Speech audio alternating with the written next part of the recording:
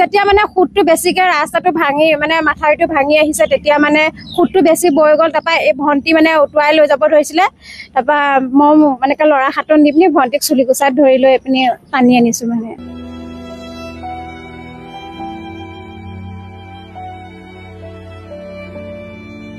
ঘপককৈ আহি গ'ল। দাদাহঁত ওলাব নোৱাৰিলে। দাদাহঁতে চাৰ্জাৰ ওপৰত ৰাতিপুৱা 6টা বজাৰ পৰা 3টামান বজালৈকে চাৰ্জাৰ ওপৰতে উঠিয়ে আছে।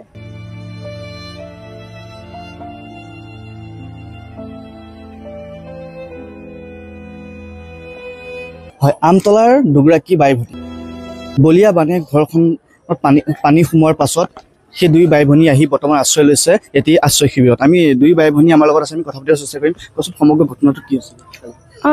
ৰাতি পানীটো এৰি দিছে বুলি কৈছে। তাৰপৰা ৰাতিপুৱা আমাৰ 6টামান বজাত পানীটো মানে ঘপককৈ আহি গ'ল। তাৰপৰা মানে পটাপট মানে আমি ৰাস্তালৈ আহিবলৈ লৈছিলোঁ। তাৰপৰা আমি ভণ্টিয়ে মই মা আগত পঠিয়াই দিলোঁ।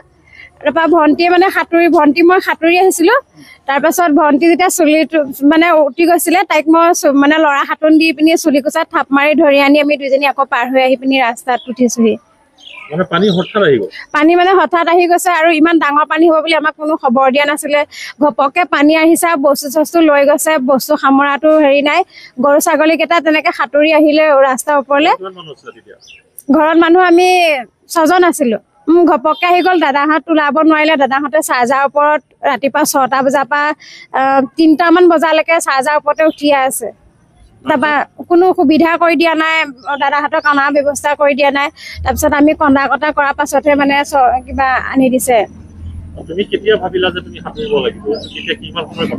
যেতিয়া মানে খুঁটটো বেছিকে ৰাস্তাটো ভাঙি মানে মাথাউৰিটো ভাঙি আহিছে তেতিয়া মানে খুঁটটো বেছি বৈ গ'ল। তাৰপৰা এই ভণ্টি মানে উটুৱাই লৈ যাব ধৰিছিলে। তাৰপৰা মই এনেকৈ ল'ৰা হাতত নি পিনি ভণ্টিক চুলিকোচাত ধৰি লৈ পিনি টানি আনিছোঁ মানে বামলৈ। মোৰ বুলি নহয়, আমাৰ ঘৰৰ চবৰে ডকুমেণ্টছ মানে হেৰাইছে। চব বস্তুৱে মানে একোৱে নাইকিয়া ঘৰত। খালি অকল ডাঙৰ ডাঙৰ গাঁতবিলাকত আছে, ইটা দুটামান পৰি আছে সিমানেই। আৰু একো নাইকিয়া। মোৰ BA পাছ কৰা, হায়াৰ ছেকেণ্ডেৰী, মেট্ৰিকৰ চব ডকুমেণ্টছ মানে হেৰাই গৈছে। আধাৰ কাৰ্ড, পাছবুক চব শেষ হৈ গ'ল। পঢ়াৰ কথা আছিলে। এতিয়া যদি চৰকাৰে ব্যৱস্থা কিবা কৰি দিয়ে তেতিয়া ভাল হ'ব আৰু। নমস্কাৰ, মোৰ নাম শ্ৰীমতী পম্পী দাস। মই BA ছেকেণ্ড ছেমিষ্টাৰ আছিলোঁ। মোৰ যিদিনা পানী সোমাইছে মোৰ সেইদিনা এক্সাম আছিলে। তাৰপিছত মই মানে একো ডকুমেণ্টছ অনা নহ'ল। তাৰপিছত মই ফোনো কৰিছিলোঁ মেমহঁতলৈ। মেম কৈছে তুমি যেনে তেনে হ'লেও পৰীক্ষা দিব লাগিব, কিন্তু মোৰ ওচৰত এডমিট নাই, ইউনিফৰ্ম নাই, বেগ নাই, তো মই কেনেকৈ দিম? লোকৰ পৰা হ'লেও মই যেনে তেনে হ'লেও গ'লোঁ।